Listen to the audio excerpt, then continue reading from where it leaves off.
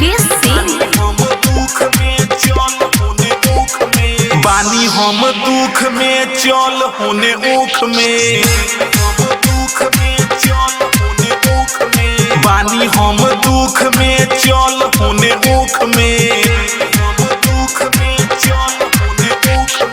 गदरल जवानी तोरो डूबल रही सुख में।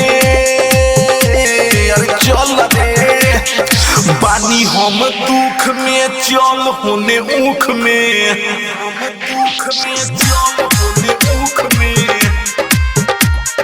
बानी हम दुख मेरे चल होने ऊख में,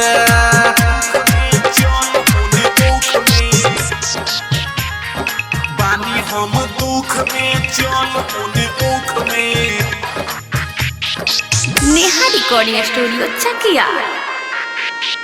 बानी हम दुख में चल होने ऊख में, होखी न कुछो जानी दे रही है, खाली रे उखिया हिली कहे नि साचे मजा हिक भर दुनु जानी के मिले, होखी न कुछो जानी दे रही है, खाली रे उखिया हिली कहे नि साचे मजा हिक भर दुनु जाने के मिली, बारू नया लुक में चल होने ऊख में,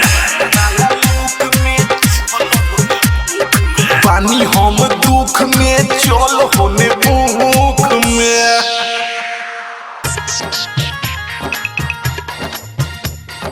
बानी हम दुख में चल होने ऊख में। नेहा रिकॉर्डिंग स्टूडियो चकिया। बानी हम दुख में चल होने ऊख में, बानी हम दुख में चल होने ऊख में।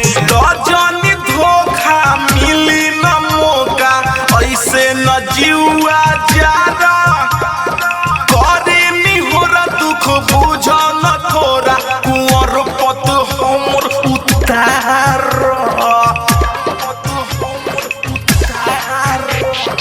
रजनी धोखा मिली न मौका, ऐसे न जीवा जारा करे नि होरा दुख बुझ न थोरा, कुंवर पत हमर उतार,